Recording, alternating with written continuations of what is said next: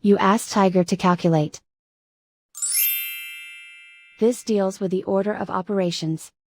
The final result is 140,000. Let's solve it step by step. Simplify exponents and square roots.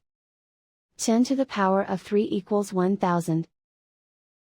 30 to the power of 3 equals 27000. Perform any multiplication or division, from left to right. 5 times 27000 equals 13500. 5 times 1000 equals 5000. Calculate any addition or subtraction, from left to right. 135,000 plus 5,000 equals 140,000, and so the final result is 140,000.